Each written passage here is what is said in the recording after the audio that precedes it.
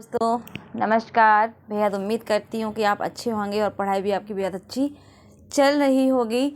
कल मैंने बात की थी हिंदी शब्द भंडार को लेकर कि कौन सा प्रैक्टिस सेट अच्छा है और आप किससे तैयारी कर सकते हैं। तो मैंने इसी विषय पे थोड़ी चर्चा की थी। तो आप लोगों के बहुत सारे यानी कि कई कमेंट्स ऐसे हैं, तो उसमें आपने कहा है कि वो बुक बताइए जिस बुक को मैंने वीडियो में बताया है। तो मैं बुक बताऊंगी, उससे पहले थोड़ी सी बात ये करूंगी, आप बने रहिए मेरे साथ। बुक भी बताऊंगी, बुक दिखाऊंगी भी। तो यहाँ पर जैसे मैंने कल कहा था कि आप 6 to 8 जो भी हिंदी की व्याकरण किताबें हैं आप उनको पढ़िए। उनमें अच्छा शब्द भंडार दिया हुआ है। तो हो सकता है छोटे स्तर पर हो, लेकिन कोई काफ़ी अच्छी बुक्स होती पब्लिकेशंस की, तो उनमें काफ़ी अच्छा कंटेंट दिया हुआ होता है।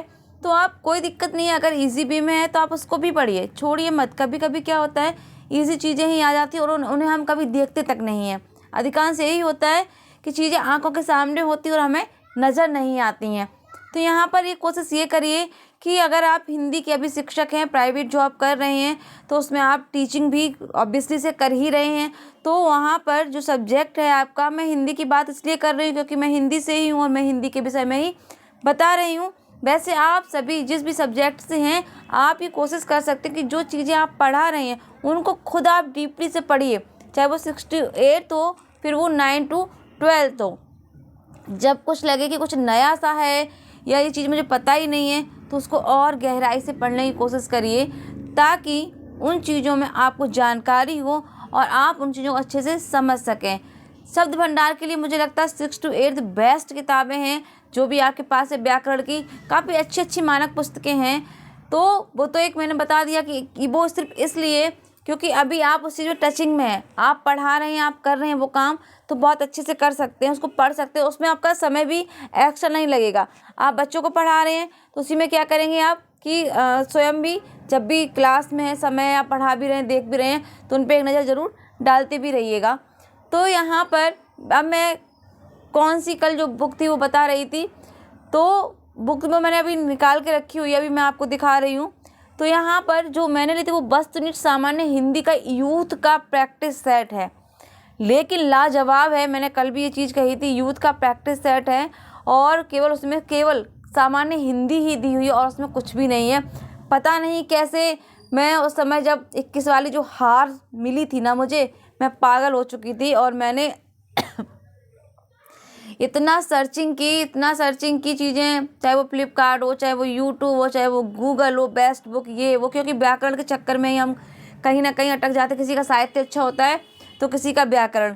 तो मेरा भी कुछ व्याकरण अच्छा नहीं है। साहित्य मुझे विश्वास है कि मेरा साहित्य अच्छा है, पर व्याकरण अच्छा नहीं है। तो सब व्याकरण के चक्कर में ही मेरी भी लुटिया डूबी थी।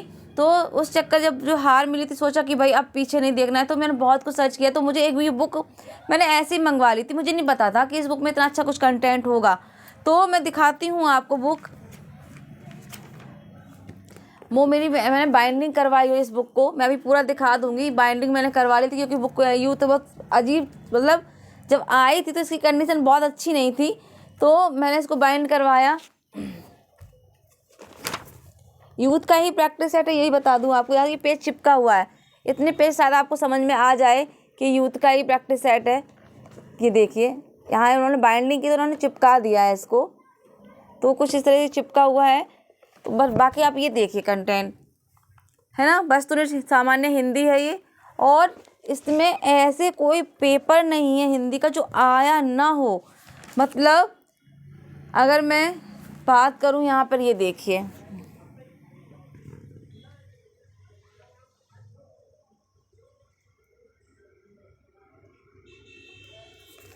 उसके बाद मैं और दिखाती हूँ अभी आपको। वेट, कहाँ कहाँ पेपर ये आए हुए हैं। तो उत्तर प्रदेश अधीनस्थ सेवा चयन आयोग भर्ती परीक्षा, उत्तर प्रदेश लोक सेवा आयोग भर्ती परीक्षा, उसमें सारे प्रश्न आए हुए हैं। उत्तर प्रदेश शिक्षक पात्रता परीक्षा जो हम सीटा टेट देते हैं, केंद्रीय शिक्षक पात्रता परीक्षा, फिर है उत्तराखंड शिक्षक पात्रता परीक्षा, फिर है छत्तीसगढ़ का, फिर है बिहार का, फिर है राजस्थान का, फिर है हरियाणा का, Uttar Pradesh power corporation limited भर्ती का। तो इतने सारे, ये देखिए आप, मैंने नाम पढ़ दिए हैं, शायद आपको समझ आ जाए। तो यहाँ पर उसके बाद ये देखिए, तो मुझे नहीं पता था सच में, लेकिन अच्छा बाई चांस ये अच्छा प्रैक्टिस सेट आ गया है। तो वाकई में काफ़ी अच्छा कंटेंट है। और सबसे अच्छी बात ये है कि एग्ज़ाम में जो चीज़ें बार बार पूछी जाती हैं वो दी हुई हैं, और बाकी सब चीज़ें उसमें यूथ का एक्सप्लेनेशन तो अच्छा है ही, तो उसमें इस तरह से उसको एक्सप्लेन भी किया हुआ है। तो बेस्ट बुक है। मैं आपको इसको लिंक में देने की पूरी कोशिश करूँगी, क्योंकि मैंने ये जब मंगवाई थी तो ये बुक लगभग मैंने 21 के बाद, मुझे 21 के ठीक बाद जैसे पेपर हुआ था तो उसके 2-3 महीने बाद मैंने ये मंगवा ली थी। मुझे मिल गई थी बाई चांस, ये मैं सर्च कर रही थी। तो तब मेरे पास फ़ोन दूसरा था, और अभी में फ़ोन मेरा दूसरा है। मैंने 23 में दूसरा फ़ोन लिया था, तो मैं उसके लिंक ढूंढ रही हूँ। अगर मुझे मिल जाती है तो मैं ज़रूर आपको शेयर करूँगी। अदरवाइज़ मैं बुक से कैसे लगा, मैं खुद सर्च करके और मैं देखूँगी। यदि बुक मुझे कहीं मिल जाती है तो मैं नेक्स्ट वीडियो में लिंक आपको ज़रूर दे दूँगी। क्योंकि आपने जब मैंने कमेंट पढ़े आपके, तो मैंने थोड़ी देर पहले सर्च किया, देखा फ़ोन में कि इसका कोई लिंक हो जो मैंने मंगवाई थी, क्योंकि फ़ोन दूसरा है ये, वो फ़ोन मेरे पास है नहीं।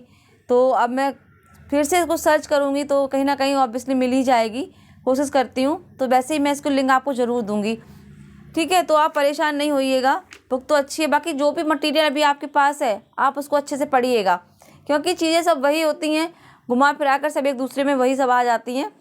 तो मैं इसका लिंक पूरी खुद खोजूँगी, खोजने पर मिल जाती है। वैसे ही मैं आपको डिस्क्रिप्शन में लिंक दे दूँगी। तो अभी मैं वीडियो शूट कर लूँ, उसके बाद फिर से मैं इसको खोजूँगी, जैसे ही मिलती है मैं आपको लिंक ज़रूर दे दूँगी। तो अच्छे से पढ़िएगा। फ़िलहाल के लिए जितना जो कंटेंट आपके पास है आप उसको पढ़िए, ध्यान से पढ़िएगा, और बस अपना ख्याल रखिए। स्वस्थ पहले रहना है और मस्त भी रहना है।